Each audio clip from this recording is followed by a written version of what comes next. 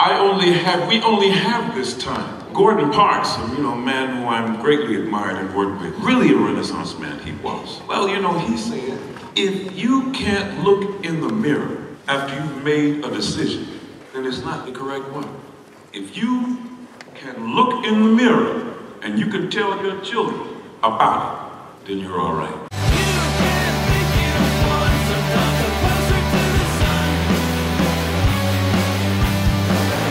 My precious!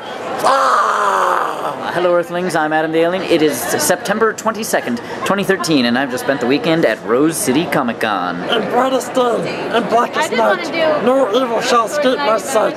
Beware who worship evil's might, beware my power, Green Lantern's light. In Grimm, the way I think about it is the monsters that I see is that thing that people don't want to show other people their laptop for. That dark thing that's in everybody. When we talk about this darker thing, or people who have said it about this darker thing, actually Deep Space Nine, in my mind, resembles us. We're talking about homelessness and terrorism, gender identity. No, that's us. So out of nowhere, I ran into Vince, aka Darkane, aka Darkane Multimedia. He runs up to me and he's like, Adam, and I'm like, whoa, what are you doing here? And he's like, what are you doing here? And I'm like, this is my local con now. I came down here and I invaded Adam's territory. You invaded my territory, but that's okay. I invaded your territory for 5 years. Tacoma is your home, remember that. That's true. No matter what, Tacoma is your home. We will always be bros up there. I will always be a Tacoman. Taco man, the Taco man. Well, it's kind of like, even when I was up there, I still thought of myself as an Oregonian and a Tacoman. You're half and half. Hello. Where did you get that jewelry? From her shop. My name's Amanda. I'm from Amory Studios. We're at Rose City Comic Con 2013 in Portland. And we're having a great time. Making jewelry, being nerdy. It's pretty much the story. Hufflepuff anglerfish fish earrings and fantastic piece of weird feather necklace. Oh yeah. People keep saying, I love your jewelry. I'm like, thanks. I made it. You can buy it right here. So this is Amanda from the Portland Nerd Fighter Group. She makes nerdy jewelry. I recommend you go and buy it on the internet. I'll put a link in the doobly-doo somewhere, where they are. Hey everybody, we're Atlas. This is Jack Cioli. This is Liz Lundblade, and I'm Lon Novak. I'm the writer. We have our artist here, our colorist. For Atlas, it is a story that is set in a post-apocalyptic world following a super-powered kind of covert ops team. It's post-apocalyptic in the way that the apocalypse happened. It wiped out millions and millions of people, but now we have rebuilt and we have our good and shiny modern cities again. And kind of the focus of the story is going to be following these characters and looking at the society that is built out of something that is taken to the brink like that. That's kind of our elevator pitch. The whole thing is available for free online. It's also available for free to download. It is a pay what you will scale, so you can put in $0 if you just want to get it entirely for free, or if you feel like donating, you are totally welcome to. It is not at all required, but definitely appreciated. As a costume person, I'm wondering what your favorite costumes are and anything you've done. Naked.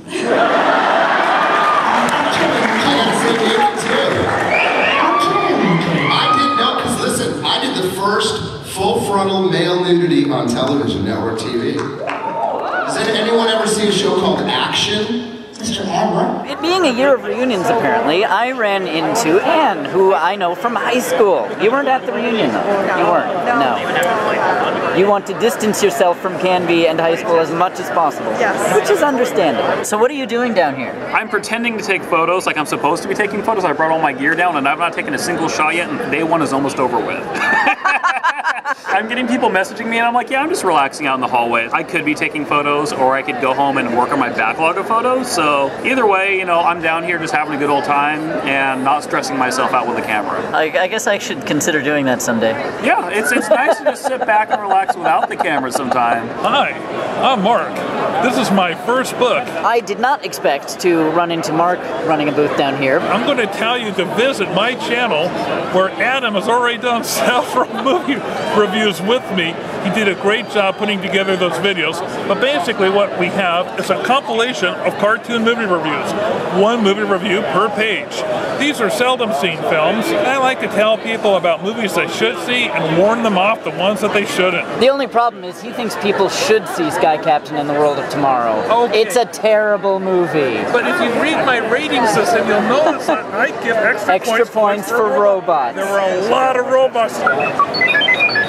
I can't remember a time where music is not present in my life. We won't say goodnight. Why the subject of geeky stuff in the form of awesome music? The reason that there are so many love songs is people write songs about the things that they have strong feels about. And in our case, we have strong feels about, you know, superpowered girlfriends and Dungeons and Dragons and Mr. T and all that stuff. And so those are the things that speak to us and that we write songs about. Yeah, if I'm going to write a love song, it's not about getting drunk at a club. It's going to be about being in a basement rolling D20s. But this is so much more than Dungeons and Dragons. Yes, I like playing Dungeons and Dragons with you.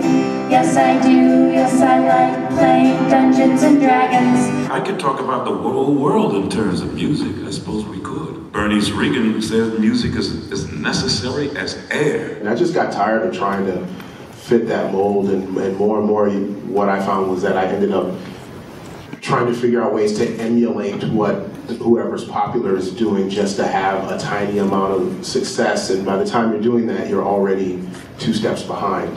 So I got bored with that and decided that, you know, I love sci-fi and I'm going to make music about that. Everything is music.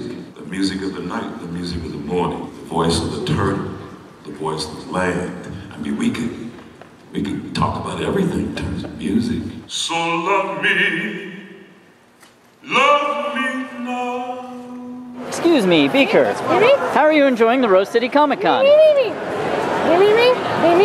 How was Rose City Comic Con? Oh my god, it was so good. I can't even. Pretty freaking fantastic. It was amazing. I'm very tired. It was fantastic. What's your favorite part?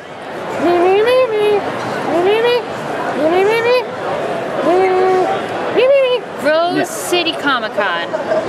It's been pretty fun. I'm really tired right now because it's almost over. But there are a lot of people here. There are a lot of really cute kids in cosplay. What do you think? Agent Coulson. Yeah, there was a baby Agent Coulson. There was a baby Velociraptor. There's a baby something from Halo right over there. Something from Halo, I believe is the name of the word. It's been really fun, except for all the damn cameras in our face. Mark, what do you think of Rose City Comic Con? You know, I was here last year and I absolutely loved it. Me and my wife had a great time. She really wanted to come down with me this year. This is Rose City Comic Con's second year. What do you think of it? I didn't even know this con existed until Emerald City basically took it over. Oh my god, it is so huge. It's like 3 or quadruple the size as it was last year. Now, sometimes what that means is a little bit of drop in sales, but I think overall everyone here is experiencing a really good time. I certainly am. I freaking love it. It was a little strange to be here on my own at first, but I apparently run into a lot of people you know. And run into everyone I know, so it doesn't even matter that I'm here alone. Everything down here looks like they pulled it from Seattle.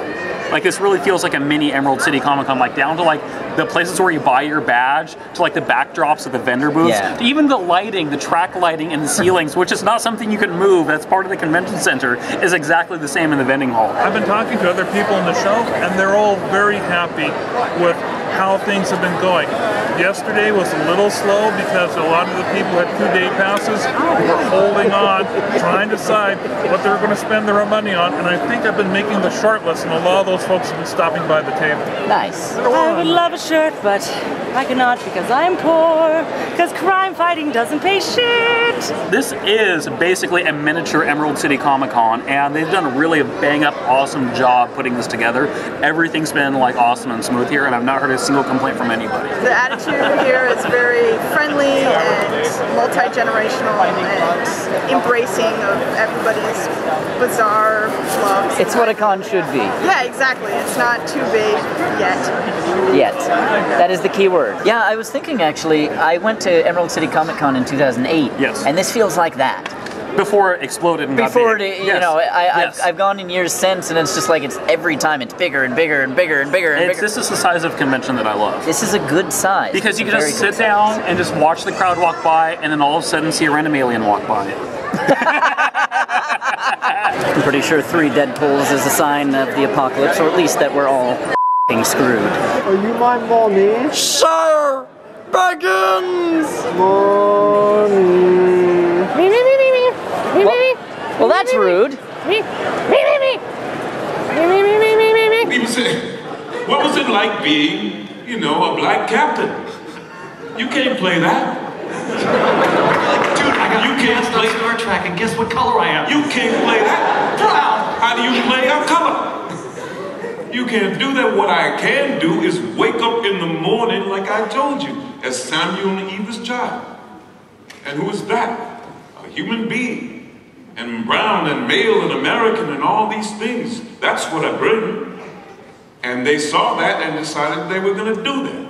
There was nothing in what I read, at least, which identified him as such. Jewel State is awesome. There was this big disco going on at the convention. We were going to stay for the disco, but we decided to go meet Joss for this secret drink. 1 tequila, 2 tequila, 3 tequila, 4. And Joss decides he wants to go dancing. Joss was like, I want to go dancing. And we were like, dancing? Where do you go dancing in Heathrow? And I was like, the only place I'm going to go dancing is the convention. So I had my friend Jen with me, who's as stupid as I am, and she was like, I know, let's put you in a disguise. Tequila. We'll make you do crazy things. So we wrapped Joss's head in her scarf,